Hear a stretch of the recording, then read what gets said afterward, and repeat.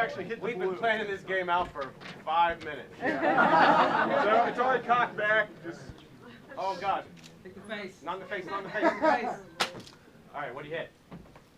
Ah! Okay, so you got one balloon, one grape rather. Grapes. Yeah, just cock it back. They're already loaded. Should I do some sort of movement? to Yeah, make it you gotta make it harder here. You got 2 grapes. That's what it is. This one, I think. All right. No, no, my face. Which one? What's this? Give me those glasses. He hit this one or something. I actually own a crossbow, so it's All right, we got 4. 4. We got to reload here. Where they all go? I don't know. I'll hold a grape. Yeah, here, hold a grape. This will be the bonus grape. That one, the holding grape is worth 2. There's those. I did a panel on the Iraq War Tuesday at the Arrow. So this So week you know. we had nice guys with fucking Ryan Gosling, Shane Black, and Russell Crowe, and now we're here shooting around with a crossbow. Oh, you want? Okay. All right. The moving target one is worth 2. Slower, slower. Did he hit something or just my flesh? All right. I was aiming for your member. Aiming for your crotch there, Grant. Oh. Shooting bow, man. That guy was amazing. Which one was that? I used to teach archery in Boy Scouts.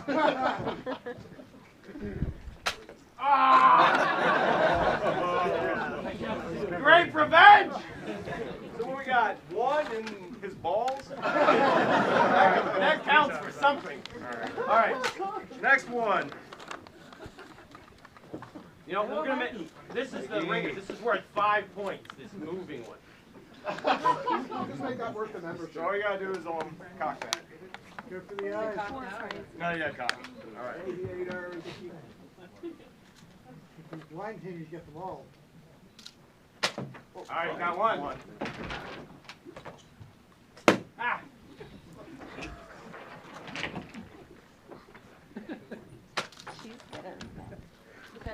Nothing. Nothing.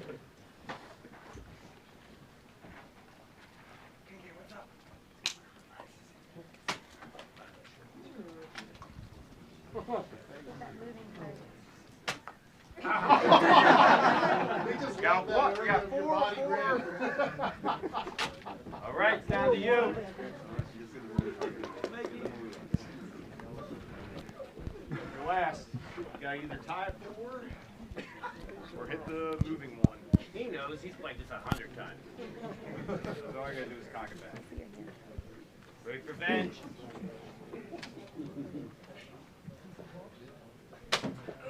Oh, smart move.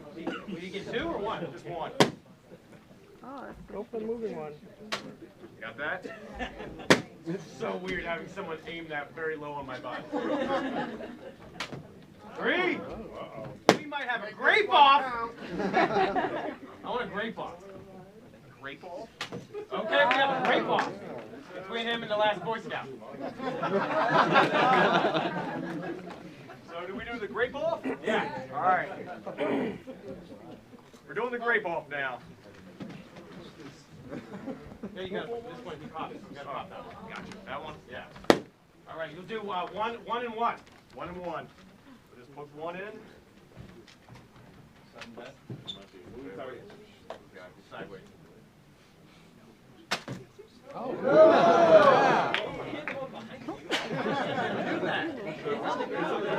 Wow.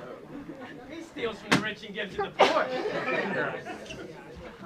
Where were the? Oh, they're over here. I don't know why I'm standing here, because I'm going to get shot in the face here. Just 1 in there? Oh, sorry, I forgot. There you go. That's cool.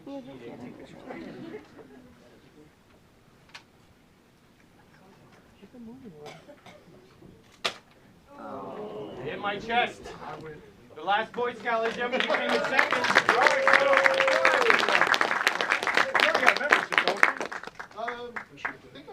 I don't think I renewed this year. Well, then you got the Would you like membership. the membership or would you like those? I'll take the membership. All right, membership number 2. And since you're tied with the 4, we'll give you these. The other 2 participants, if you go out the concession, oh no, he's getting the membership. He's getting these. Now He does steal from the rich and give to the poor. Yeah, the 2 people that came in with the 1, if you go out the concession, just say I was in the archery contest. I get a free Faro. The staff out there will give you a free Faro, which is large popcorn, large soda, and a candy. So That works every night here. You just say you were in the archery contest. What do we have coming up for our Cinematic Boy in the future? Well, June we're going to be off, unfortunately, because we're going to be renovating the theater. But in July, hey Aaron, switch the slide. Yeah. So we're going to be closed in most of June, and we're going to Camp Boyd this summer, which is July and August here in the Spielberg. We're going to be here almost weekly and sometimes 2 shows a week. Our first opening weekend is July 1st and 2nd. July 1st, we're going to have Umberto playing a live set, and then we're screening Burial Ground at 35. It's going to be the Severin Blu-ray release. If you remember their Sinful Dwarf release, there might be a little extra special stuff there, so come on to that. Then July 2nd, which is normally the Jaws weekend here, we're going to say, fuck just sharks, we're going to show all the animals. We're doing Day of the Animals and Wild Beast. If you never, Day of the Animals, all I got to say is Leslie Nielsen fights a bear. That's all you need to know. And Wild Beast is like a whole zoo contaminated with PCP water. Animals drink it, people do last. All right, and can you tell what's happening today? What's happening after the film? Oh, after the film, we got a Q&A with 3 of the Scars from Savage Streets. I had a joke, but it's not appropriate because of the 80s, which I need to remind people this movie came out at a certain time period. It's not really PC. If you have not seen it, I don't want you complaining and wanting to go back in time and trying to fix stuff. This is just how it is. The movie's awesome. Like when I wrote my description, I said it's a slice of cheese and sleaze. It's cheese because, hey, it's fun 80s stuff, and then it gets really fucking dark. But it's awesome. And so they're coming up here afterwards. Yes, they're going to come out afterwards. And I hope to see you guys tomorrow. We're doing the appropriate Mother's Day in the big house with Rosemary's Baby and the Brood. Yeah. Thank you guys. We got 35mm print. Before we start, we got some trailers. They're all kind of themed in with tonight, so enjoy. We got to move chairs. All right. That's it. Thank you for playing Great Revenge. I'll see you in the playoffs. Hollywood Boulevard in, I guess, 1984. Park was still shitty. Supply Sergeant's still there. Yeah. We were just talking Franks. So you can see the Moat Theater. I was hoping that they actually walked by the Egyptian, but I don't think they do. But you can see, It looks like they almost did. they almost did because you can see Musso and Franks in the background. Yeah. So without further ado, I'm going to shut up and I'm going to bring up 3/4 of the Scars tonight. Woo! We got Mr. Johnny B. Mr. Scott Bear.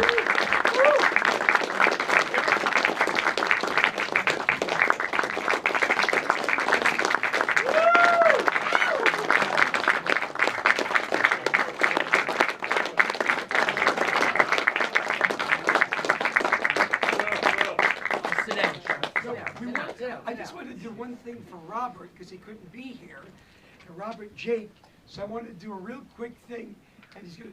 Who wants to play Jake for a second, just for 2 seconds? I guess I'm going to play Jake for 2 seconds. So Jim's going to play Jake. All we're going to do is, I'm going to say, hey, Robert, we're here. We miss you. We're going to do a reenactment of the scene where we run up to the car. We're up to the car. Then Jake comes through, and he does his famous, ah! It's unbelievable when he does that. I have had nightmares ever since the first day when I was. All right, I got to pull myself up for that. Okay. So we're going to do that. Would you go along with it? They never do. They curse me. They flip you up on my back, but I never knew it till today. They mentioned, Johnny, we hate you. All right, ready? So we're going to do it. What are we doing? You're going to bust through. This is the scene when we're at the car, and then Jake's going to bust through. Jim's going to get to do it. He's going to scream in the close-up, and then we're out. We're going to send it to Jim. Do I push you on the ground? To Robert. What's that? Do I push you on the Don't touch me. Do you understand? They wait for the day they can come back and hurt me What did I do? A lot of shit I did, but I'm not gonna say. At least they Ready? didn't throw you off the fucking freeway there. Ready? Tell me when we're on. Go ahead, go ahead. We're on? Robert, Okay, start. Robert, this is Johnny, Vince, you remember me, and Red, your best friend, and Bobby. wow, he's so nice about that. Very gay. It was the kiss, it was the kiss. It was the kiss. And we all love you. We miss you. We got a whole audience here of people that were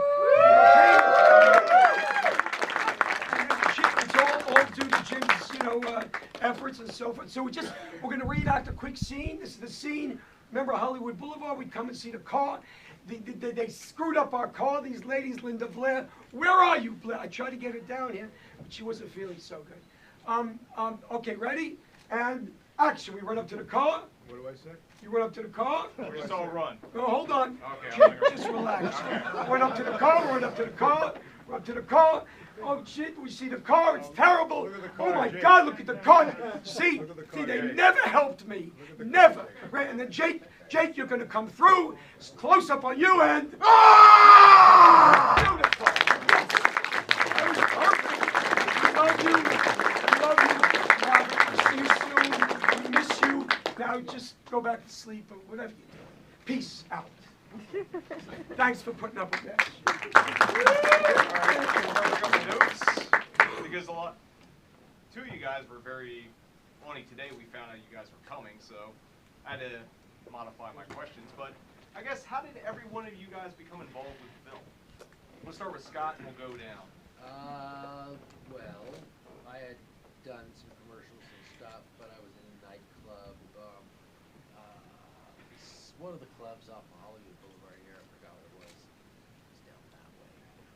But some lady tipped me on the shoulder and said, "Hey, do you want to do extra work?" And I said, "I don't do extra work. I'm a SAG actor." She called me the next day, and I went on the audition that day, and I scared the shit out of the producer, and they gave me the part. Go ahead. Scott. In the 80s, there was an agent in town named David Wilder, and he was like the hot agent to be with. And I happened to be with him at the time, and I was going to Puerto Vallarta to have some fun, and he called me up and he said, "No, don't go." He said, "Because a friend of mine, Billy Fine, is doing this movie, and he said, I have a good feeling about it, blah, blah, blah. Linda Blair is going to be..." Actually, it wasn't Linda Blair, it was somebody else in the beginning. Sherry Curry.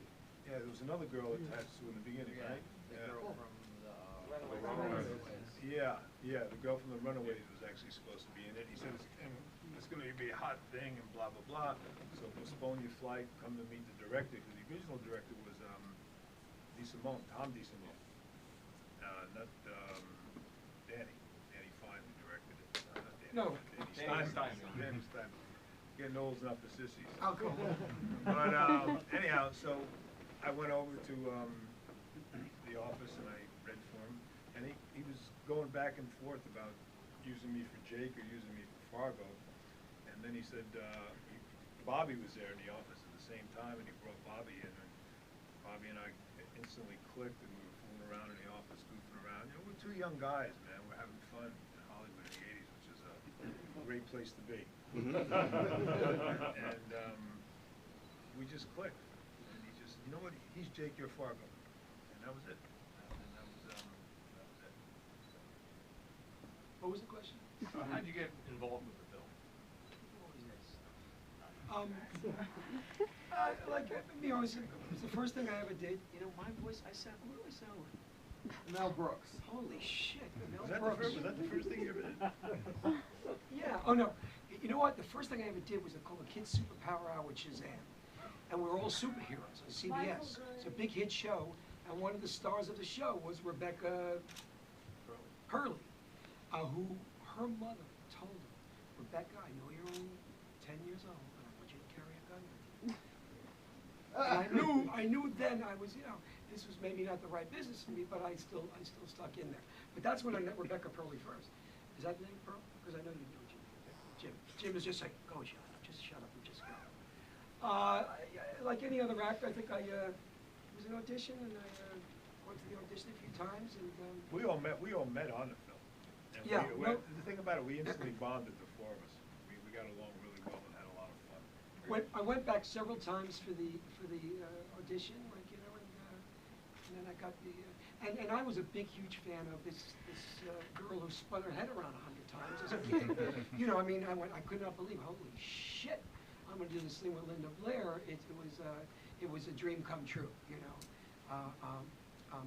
So it was just an audition like any other actor. It was my first job in Hollywood, and it was downhill since then. Yeah. I guess I was going to ask, because the Scars actually have a pretty solid camaraderie between each other. Were you guys rehearsing beforehand? No, it's interesting. You learn something. Like I said, we all clicked, and we all started hanging out together after we shot. We started, partying and hanging out together. We really did become friends. So we used to go to Bobby's house after shooting at night, and just hang out, drink beer, and whatever. And it was a good time. It was a really good time. Like I said, the '80s were a great time. But the funny thing about that script is, and, we all know this. What you see and what you hear in that movie is maybe like 5% of what was on the script. Danny, the director, really was the kind of guy who would get to the set in the mornings and we go into his trailer, and there'd be a bottle of tequila on the trailer.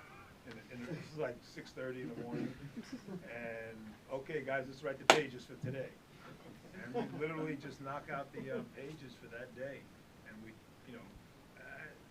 was a really interesting experience doing that movie. But I think also that we really did click, and I don't think anybody was trying to outdo anybody. There was something about it that we were very. We had a great camaraderie together. Even the girls, we all instantly bonded, and we all became very good friends doing that. But there was a great scene when she had the knife to me. We had two directors in that room. It was a small little room. We had Danny Steinman and Johnny Strong. John was not the director, he was a producer. Oh, he was the director. He was the He director. was the director. You know how the producers want to be there. But John's a great guy. John's still with us, right? I know, I used to know. But both of them were telling, no, Linda, you cut him this way. And no, you cut him this way. And I'm going, is this the right business for him? One more funny story. I'm gonna place in Times Square because I want to go to every place the movie's playing, to see if anybody knows me. Will they know me? Will they hire me? Will they hate me? So I stood in the theater, Times Square. It's a tough little theater, and I remember, and this is the truth, guys. He puts the knife to my neck, and the guy behind me, like this, kill that motherfucker now! And I said, this is the truth. And I said, and I snuck out the side door. But it was great. It was a great experience. Didn't you used to walk back and forth in front of the theater when the crowds got out? No, I would call some photographers. That's the truth. I would call some photographers. He used to wait until the crowds got out of the movies and casually walk by. Just as It's the truth. That's how I got my first girlfriend. Not for long. So, I guess it's known that Danny Steinman wasn't the original director. It was Tom DeSimone. Like, what happened? Was it the film ran out of money, or? Yeah. Well, what happened was we were all set to go to shoot, and there was some money problems, and I don't know exactly what the intricacies of it were. But then the next thing we knew, Danny was directing it, and then we actually stopped filming. We were about that. The interesting thing is about today. They say they talk about low budget films and blah blah blah. This was considered at the time a low budget film, and it was you could see just by the location, it was pretty, production value was pretty high budget. Shooting on Hollywood Boulevard for 10 days, whatever. But we shut down about 2.5, 3 weeks into the movie. Didn't we shut down? Completely shut down. The movie shut down. But what it was exactly was Billy Fine. Is he still with us? No, he's dead. Oh, good. Hey, so anyway, check this out. I'm kidding. But they had their ways back then. Billy Fine made his movies. He started his movie, he brought Linda Blair in, whoever it was, and then he shut it down like clockwork. Well, because he still basically because the money was Right. not being accounted for. but then later on, they knew they would finish the movie.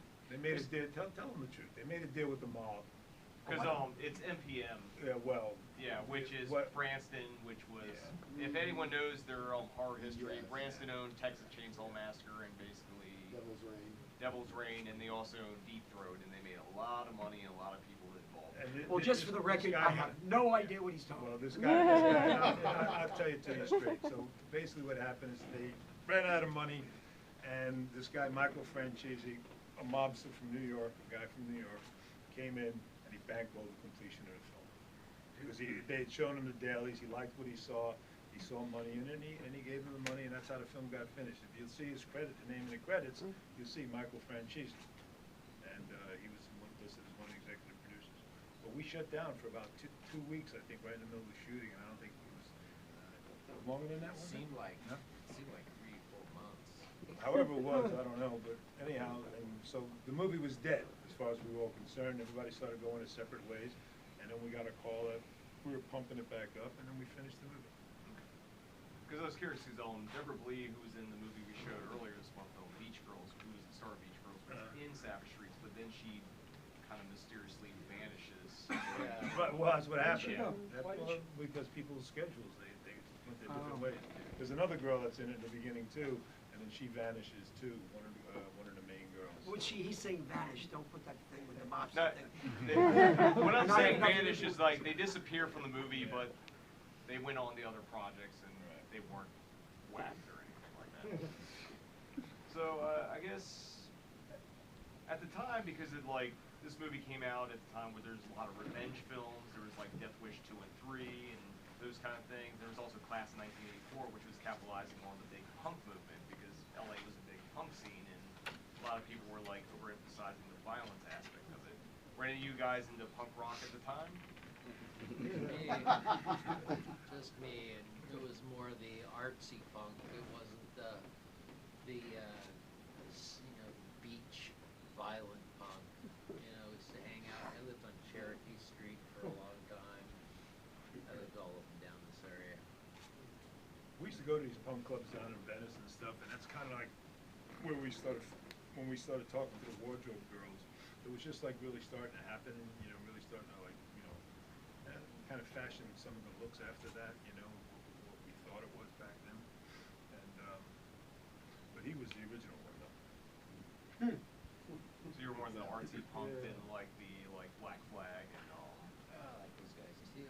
But you, No, I don't know. Just up the street, you could go see 9 punk rock bands for $1. Go to the bathroom and there was piss up to your soul. That was Hollywood was great back then. To me, the most amazing thing is how this movie has had legs over the years.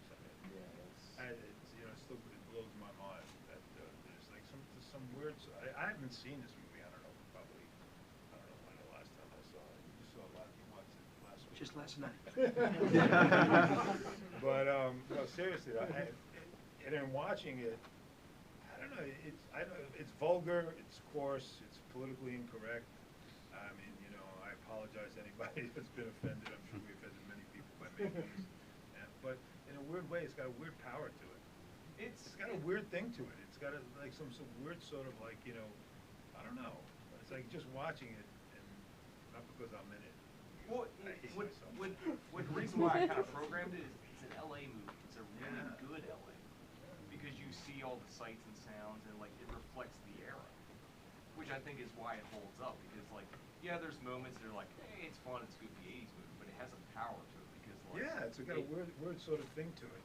And I don't even know how to describe it. It's because when you watch other vigilante movies with Chuck Bronson or that kind of stuff, it's there's a disassociation because Charles was at the end of his career and he's just pulling random punks away, but this felt more realistic because you just hey, I know where that is, especially if you're living in LA and you're walking on Hollywood Boulevard coming to see this movie tonight. You're hey, I walked by there tonight, and I think that's what the association is and why it still holds up. I mean, if you think about just shooting on Hollywood Boulevard, that would be inconceivable today. Yeah. I mean, we literally shot on Hollywood Boulevard for 10 days or 10 nights, whatever it was. We were drinking real beers, and There used to be a biker bar on Hollywood Boulevard. We used to go into shot.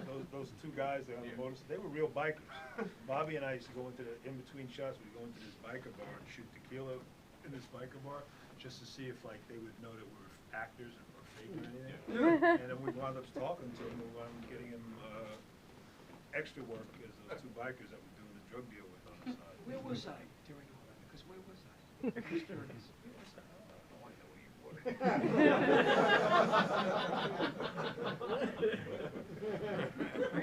I guess I think you were chasing you and after Bobby, Linnea like or something. the dynamic, because you both tried out for the same role, correct? The thing that I like about your role as Fargo is like, you know, Bobby's character is like the gang leader, but like Fargo seems to have like Jake, yeah. Fargo seems to have like a underlying power over Jake, whereas like Jake's like, I don't know if I want to do this, and Fargo's like, yeah, just. I'll tell you something funny. There's a scene we were talking about it, him and I just up there. There's a scene where Bobby and I are playing chess. And we're playing chess in our hideout. They actually built like a whole art department. We're in our robes and our pajamas and stuff, and we're playing chess. And these guys are watching, and they're both like taking sides. It's like, and we filmed practically a whole chess game. It's so funny the scene.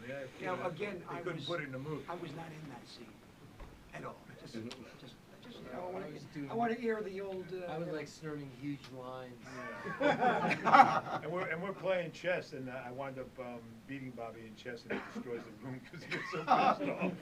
I mean, I think it's interesting dynamic because Jake is the leader, but like Fargo has so much influence over him, even though he doesn't like really enforce it. He just like, and Jake's like, yeah, we should.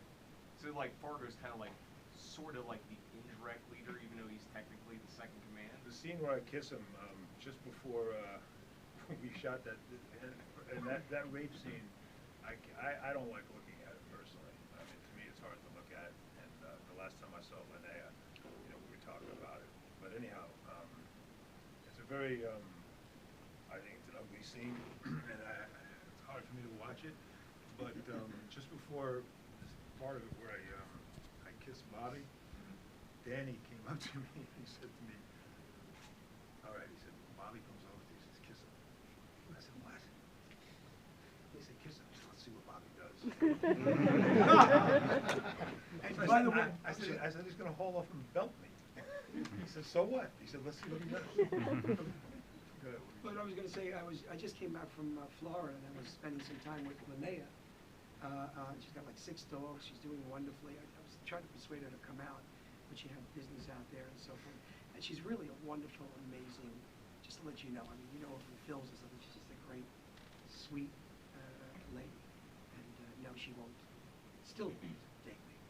Never. Seriously. We were in that room, we were in that bathroom probably, it was like one of the hottest, muggiest days of the year. And the 5 of us were, us 4 and Linnea were in there, plus the camera people, plus Danny, plus the wardrobe to make. And it was this little stinky, crampy, real bathroom in some high school out in East LA somewhere. And that poor girl had to lay there on that hard floor for, we must have shot that scene for about 7 or 8 hours. I mean, it was brutal. It was not a, in any way, shape, or form fun or titillating or anything like that. It was really an ugly, brutal experience, and I take my hat off to Linnea for just doing it. It was incredible. I mean, it's pretty unwatchable. It's like, yeah.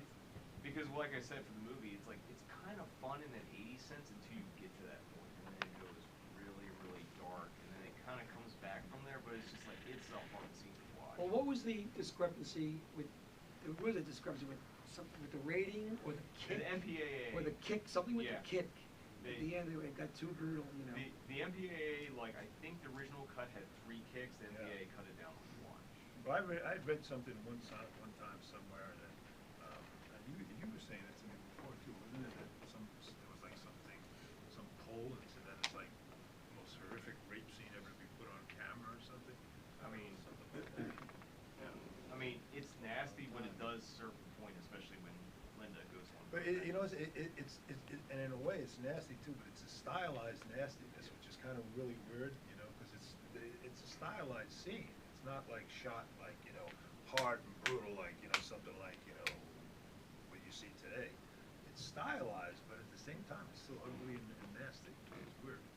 I guess my next question is for Scott, because you're in the prelude to the rape scene, because you have a whole scene with Linnea where she's like, you know, doing sign language to her, and you're like, kind of setting her up.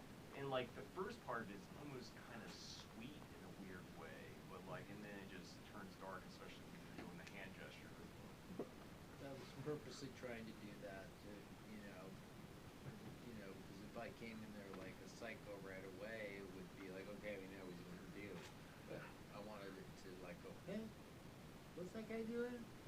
Why is he talking to her like that? Oh. Because like the setup is like, it's weird because she's kind of like receptive to it, like, and it's almost a nice scene, and then obviously it turns really, really bad, really quick. But was there any prep work to that, or? Nope. Nope, none at all. I had met her that day, and I drove her in, and we talked about the scene, played it out a little bit, and we drove in, but it didn't turn out like it just turned out like it did. You know. I mean, it's very effective because just the way it's like set up and then where it goes, because like it just kind of how like bleak it gets from there on. And Johnny, you get to be the weirdly like you have the conscience of the stars. So how did you end up playing it? Because at first you're like, yeah, I want to be part of this gang, and then you're trying to pull away, and you're like, no, you can't leave. No, I never. Yeah, the only time the only part of me that wanted to say yes is just to, you know, be part of the guys. But I never really ever felt good about, you know that and about anything else. I was uncomfortable around the stars all the time. But you know, I still want to. You know, that gave me the. It was a hard scene to shoot. It really was. You know, just for us as guys, and you know, we all liked Linnea as a girl, and you know, Danny was, you know, pushing it. Well, I turned to Danny, and I said, Danny, listen, I don't know if I can, what am I gonna? Am I in a robe, or what are you doing here, Danny? And his clothes set and stuff like that, and so he gave me a special outfit to it. And listen, no matter how tragic it, I mean, there is funniness in everything. And I'd speak to Linnea about it, and you know, she could smile past it. But I had a problem. I'm just telling you the story. I said, Dan, you got to give me something to wear in the scene that's going to stay with me the whole time. Yes, absolutely. And he made something special for me. A little Band-Aid about that. Yeah. Sorry. You laughed. I'm a horrible person too. I'm sorry. I said, please, Danny, give me something that's going to cover me, and you know, because I didn't trust film that. You know, they'll get a glimpse of something, and I'll never date. Then I'm not.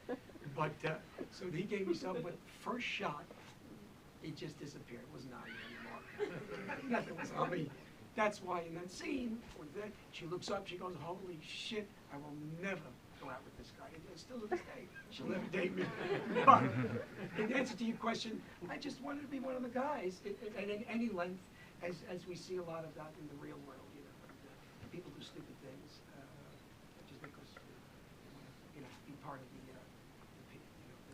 buddies.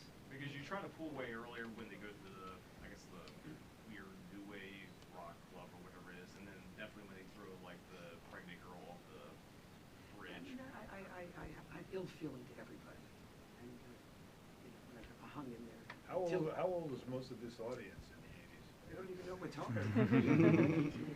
Yeah, that club was an actual club. Which club was it? Club, oh God, I just had it in my head, I can't remember, but it had, it would mix hip-hop and punk. Because at that time, Where was there this was guy? a... Do you remember? I It was don't down, remember this where it is was. LA, you know, downtown LA. I don't remember the exact location. Radio. Was it radio? Yeah, Club Radio. Yeah. That was downstairs at the Yeah. Was that it? hotel, yeah. Yeah. Oh, yeah, it was my other. It wasn't the Mix Club as they named it. It was something else. But I love that place. It was great. You'd see these rappers before you even knew what rapping was, and they'd have punk bands backing them. You know, Pretty cool. yeah, it was really good. It lasted for a very, very short period of time, maybe 6 months. You know, where punk and hip hop were kind of like in the same sort of, you know, background. Because it was like Right. all underground. Right. It was a good time, good music. Someone told me the soundtrack from this movie is actually starting to, get valuable. I think when it came out, they did a limited, like the vinyl pressing came out, and then they like pulled it for some reason. So now like the vinyl record's actually collectible, and like there was a rare, like kind of like limited CD run. I don't know if anyone out here owns it. I've got the original vinyl album of it. I don't know where I got He's it. tried to sell it to me 3 times. Anybody want to buy it? Yeah. Because I was talking to Scott outside, he said like the original soundtrack was supposed to be more like the LA punk bands, and then it became more of like what it ended up being. Geza X, and they were going to use some Germ songs. Yeah. I was disappointed after I saw it. What? Whatever that guy, Little River Band.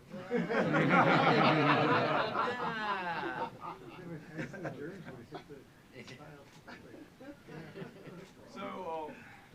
So the movie was shut down, and like you got for production. Were you shooting a lot of nights, I assume? A lot of night shoots. A lot of people you can see. I mean, a lot of it was at night. I don't know. Maybe some of the high school stuff was during. Where was the high school? Was it Whittier. East LA? Something. Whittier. Whittier. Was that where it was? So- A lot of nights. So when the movie is finished, do you guys remember going to the premiere or? They had one in New York. I didn't go. Okay. And then we're here, I think, I in was there. LA. Walking back and forth. Walking back forth. And I think when it was the LA premiere, I think I was out of the country shooting something. I wasn't there. Actually, I went to LA, to New York, with Linda. Again, I thought we'd end up together too. But seriously, we did a little junket. We did Regis Philbin together, and I was a nervous wreck because I was new. And Linda was like this, without the cigarette, and I was like, and she helped me get through the interview because I was new at this shit. And we did a couple of interviews in New York for the film, and then that guy who tried to murder me in Times Square. So then I figured I should stop. Did it end up playing it? I guess it played 42nd Street at the time. Oh yeah. It was playing here on Hollywood Boulevard too. Interesting. Because like, I was trying to look into where it was playing at. And downtown LA, in the inner city, I went to go see it. And all I kept hearing was like, they were talking about me and those white people would be getting weirder every day. I was like crying out. I'm like, oh God, they're talking in the movie. It was so funny. It was great. So you really had the grindhouse experience. Yeah. I do have a question though, because John Vernon's in the movie, and like John Vernon was always like, he started. Is he classical? Love John. John started his career getting thrown out a window by Lee Marvin in Point Blank, and best known as the dean in Animal House and the mayor in Dirty Harry, or the police commissioner in Dirty Harry. He didn't want me to say that line, "Who the fuck is this asshole?" He did not want me to say that line. And then he said, "Okay, he won't say it." Just before we rolled, and he said, "Say it." I said, "You sure, Danny?" He said, "Say it." Because I get at that point, John Vernon was like basically like whatever role was offered him was like, fine, fuck it, let's go. Scott was telling me a little bit about him. He's a brilliant actor. Yeah, he's a good actor. You don't want to talk about the Yeah, well, he kept reminding us about getting our marks. Who did? And then we were going, Vernon? No, Yeah. he was very old school, John.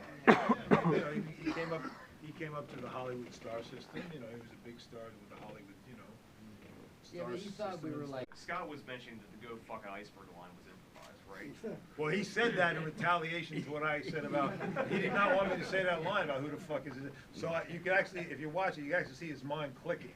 He didn't expect me to say that line, because he went up to Dan, he said, Dan, I don't want him to say that line. So Danny said, okay, he won't say it, and then just rolled it over, and he said, say it. And so then I said it, and then you can see his little mind clicking, and he said, go fucking iceberg.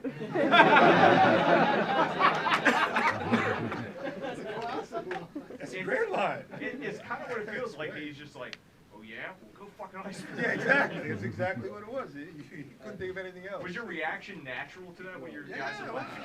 I was laughing. You gotta remember, if I say that, it's gonna get us all into trouble, but we were really partying on that movie. I mean, we were partying on it. So, what you see is what you get. Not me. I guess, how was the movie received at the time? Not well. Not well? No, not well. I mean, it was pretty much trashed and all that. I remember the LA Times, I think, not the New York Times, it's just like, you know. But then over the years, like I said, it's got this weird sort of energy about it. Over the years, it's just, you know, I mean, look, we're all here. It was spotless. I mean, I have more great reviews up on my refrigerator at home since '74. Oh, that was before the movie. No, I never really knew what the reviews were. I was too busy trying to find They were people bad. who knew me. I was kind of curious. I was just kind of curious because at the era, like, it did come out during the whole, like, it was in like the middle of the vigilante craze, and like it's kind of unique because like there was other female like based vigilante movies. There's Miss 45 that came right before, and then I forget what comes right after it, but like it's unique because it's like a rape revenge movie where a woman like basically goes through and cleans house, and then in the 80s it was basically like old tough guys like taking vengeance. Well, there was a shock value to it also because I believe it was the first time women's boobs had ever been seen. You know, so that it was people were like actually I remember people talking about that. You know, the scuttlebutt about that. Yeah, that was Blair was topless in it. gratuitous. Yeah. I mean, it is just kind of a slow tracking shot of her in the bathtub. So. I think I think she did an interview on the Savage Streets DVD where she talks about it. She's like, yeah, in the context that I shot it at, and they kind of took it out of context and just put it in there. It's like, well, we gotta sell the movie. So post Savage Streets, what did all you guys end up doing? I'll start with you, Johnny. Oh, shit, really? Oh, okay. Since, yeah, and besides that, the reviews are great. A couple of years ago, I did a reality series called Scott Bale's 45%, which was a big hit at the time. You know, reality was getting its legs going, so, Hold on one second. That ties into Zapped Again. was she in Zapped? What was she in Zapped? She was in Zapped Again with Scott Baio. Really? Yeah. Okay. That's Club 7. Yeah, that's Club 7. I'm just saying. I know. Worked on that for a few years, did episodic stuff, and got in the reality world because that gave me the notoriety of that show. I produced it as well. It was a huge hit. So I'm doing another show right now for Hulu called Crashing with Johnny D. Where I crash, where I end up places I shouldn't. That's it. And you just did one with Linneo. What's that? You just did one with Linneo, correct? Correct. In Florida, yeah. And she got like 6 dogs, and I think she tried to. She said very low, attack. Yeah, because but I trusted her. You know, so something's not right everywhere in my life. So that happened, and so I'm in the reality world, and I'm be doing something for the Ray Donovan series, which I'm a big fan of. And that's it. And I'm waiting to do Savage Streets follow. Where everyone like turns from the dead. As our kids. Nobody's dead. Jim.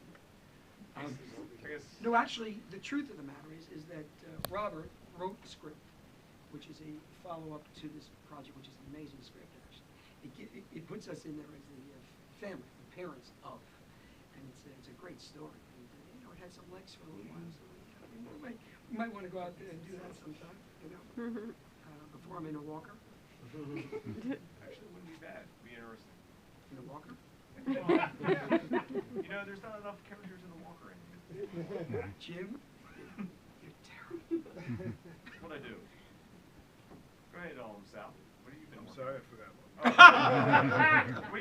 What were you working on since Savage? I've been working a lot. I mean, I'm lucky. I'm, working actor, so I work. I went and decided to move to Northern California and grow pot.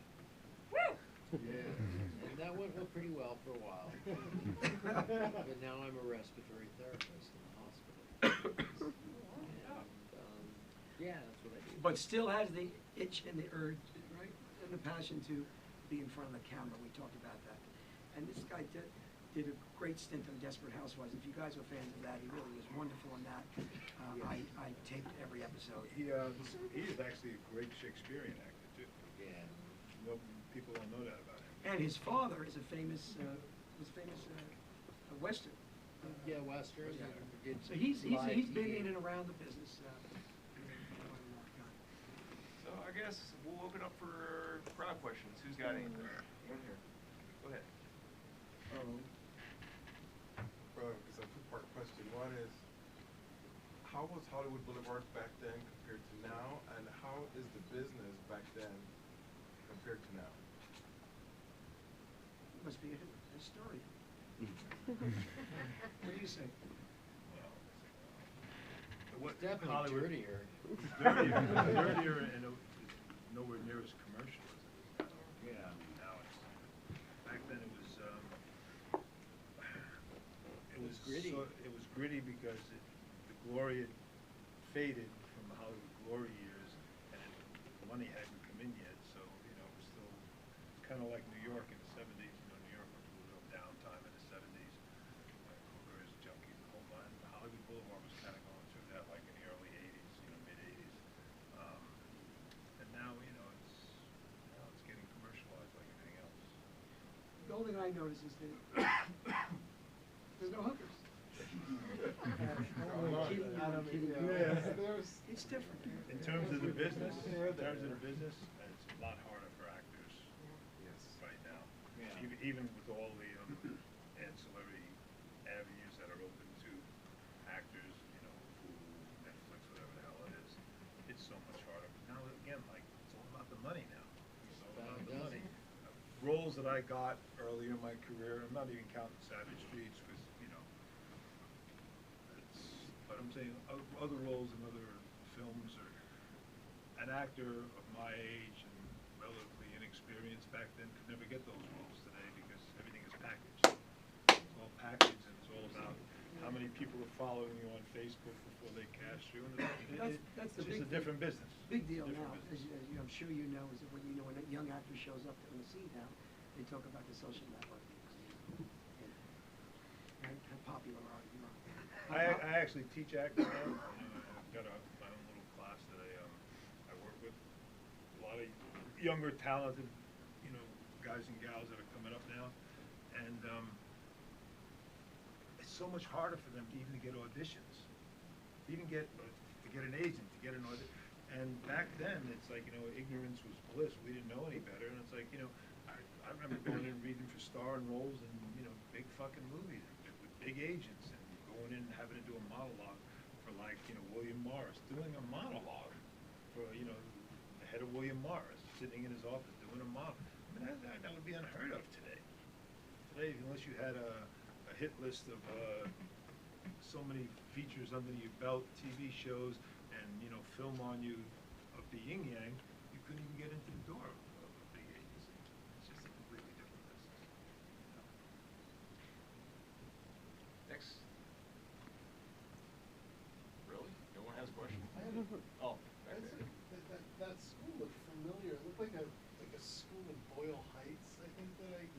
Whittier High School. Oh, okay. Yeah. Next, right there. You mentioned that what we saw on the screen was about 5% of what was on paper or what was shot. Yeah. What would you say was the total amount of time that was spent on that production? When I said that, I meant the dialogue. 5% of the dialogue actually made it into the film.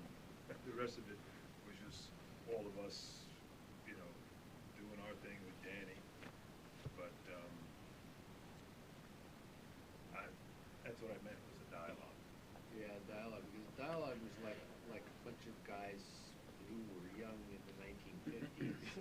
you know, and you know, hey baby, you know, all this stuff, and then, you know, I'm not gonna say that. Nobody's gonna say that.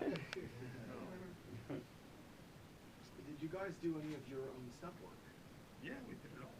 Except, yeah, we even did the fight. Yeah, when we were watching, I was telling Johnny that, that fight scene in the club, one of those guys, was Chuck Norris's brother. Son. It was his son. And I actually broke his nose in the fight. When I go like that with the knee, I missed his cheek and got his nose and broke his nose. And they had to pull him to the side of the set, do one of those. And the other guy that I'm fighting is a guy named Ray Likens. And he doubled me for a movie that I did in the Philippines not long after that. And both Ray and I almost got killed in a helicopter down there. We were up in a helicopter with Martin Landau. You know Martin Landau? We were up in this helicopter about 100 feet above this field. Yeah. What a way to go. Yeah. Still had to learn a lesson from Twilight Zone. Oh. Apparently no one knows that one. I know. Oh, yeah. John Landis. I know. Landis almost went to jail. I was gonna say, like, because you were mentioning Chuck Norris's brother, we screened Silent Rage in here, which was Anthony B. Unger was the producer. He actually produced Danny Steinman's other movie, The Unseen, which also had Stephen Person. And we also just screened The Beach Road with Deborah Lee, which is another reason why I screened Savage Streets, because it ties into other things we've screened here, just like actors, like directors, producer stuff. So, any other questions right here? The scene with you and Linnea in the gym, and you were talking about, you know, the approach, how it's originally almost nice and sweet. Was that your idea? Was that scripted? Because you guys were talking about improvising a lot. No, I got this thing about showing contrast, that you always want to do opposite of what people expect, and then bring it in at the right moment. I kind of got a thing for that, so that's why that was like that. I remember seeing the film in the theater when it originally played. Me and all my friends, we actually thought, like, oh, he's gonna like her and, you know, let her get away. It was well done. But I remember that. I remember watching that and falling for his shtick. Good job. Anyone else? Right here? Hi, I was just wondering, as actors, did you have any props? Because it's a very emotional movie. There's a lot of anger in it. There's a lot of, you know, remorse in some scenes. Do you guys have any problems as actors kind of disconnecting at the end of the day, or did you carry that with you for a while? Because you even mentioned that you didn't like seeing that rape scene. I can only imagine having to actually act in that. I was upset. I was kind of upset. I mean, you have to, my girlfriend at the time is here, so she knows that I was kind of upset. Funny story, I know. Yeah, John, funny story. But I was dating at the time a young lady who became famous. She, you know, the whole thing became famous. Then I lost her number. She lost mine. Faith Ford, right, Jim? Yes. Faith Ford, who's you guys know her from Hope and Faith. So we were dating at the time. She's not a Mormon. What is she from? Louisiana? What am I thinking about? Not Mormon. Jehovah's Witness? Not Jehovah. Baptist? Baptist, yes. Baptist. That's another reason she stopped dating. She said, John, you don't even know me. But I remember saying to her at the time, I said, you know, I promoted the movie. I said, you must see this movie. So her parents tuned into this movie, Baptist that they were, to see their daughter's boyfriend from New York. She met in a deli, yeah, and they went to see this film, and I don't know, it wasn't the same after that. That's the truth, true story. I thought you were out here. All right, I'll take one more and we'll close out. Anyone? Bueller? Did you say Bueller? Pony Yes. Express got a mention in the title. How are they involved? So Who? Pony Express, the gun store, got a mention in the credits. Probably the guns that they were using, I would Oh, imagine. okay. Well, let's just say it was a store I used to go to, and they're gone now. It figures the guy that wins the crossbow contest is like naming the gun store. It's like, She got to be an awfully good shot with that crossbow pretty quick, didn't she? You know, now that I realize this, John Strong, was he the exec producer on this? Exec He producer. took over. The completion John, video producer.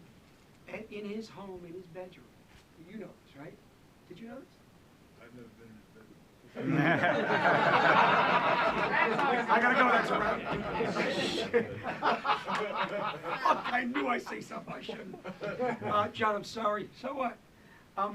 But above, Jim, you are fired. Jim, above John Strong's bed, he had crossbows. He was a crossbow champion. Did you ever know it? No. You ever? Which now, thinking about that, is that how it ended up as weapon of No, choice? because that was in the script before he came out. Well, he was a crossbow champion. And I'm just bringing it up. You know why, guys? No reason. It's just a bit of trivia. You ever do a game show at home? You might need that bit of trivia, right? Thank you. And this gentleman's wonderful wife is here, who's an amazing actress. She's sitting right there. Yes, you. And I only say that because this is why I'm saying, this is why I'm tying it all together. Because we've been on this long journey together. We know each other for, I hate to say it, but it's a lifetime. And it's been a great journey.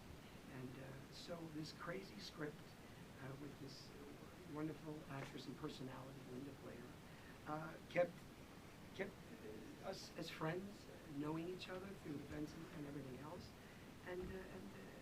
Nothing you said made sense. And Jim, you know what? I'm fine. But what I'm saying is that you guys know insulin yet? Yes. Shit, my sugar's low. Please, anybody with the sugar, don't fuck with me. Keep up with your sugar. Please, don't. Please, you'll be the loser. I'm telling you. But what I'm saying, you are, like in any show that anyone does, you do a series and you're on it for 5 years or 10 years, and we've done this film, you know, I'm sure we never expected to know each other past the rap party, and I wasn't invited anyway. So, you know, they went, yeah, let's do the party on Tuesday, invite him for Wednesday, you know, shit. But we're still friends, and that's been a great journey. I'm just sharing that with you, because that's part of the business also, you know. But we've watched this business evolve. It's a whole new deal, but hey, guess what? That's life. So here's to the new business. I have no idea what it is. I'm trying to tie it all together. all right. I see you. I see you.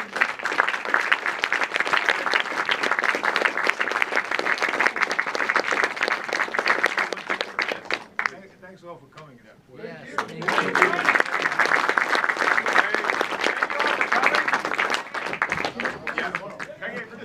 Yeah, can I get that camera here for a second? Get a selfie with everybody? Get with Michelle, are you there? No, that must have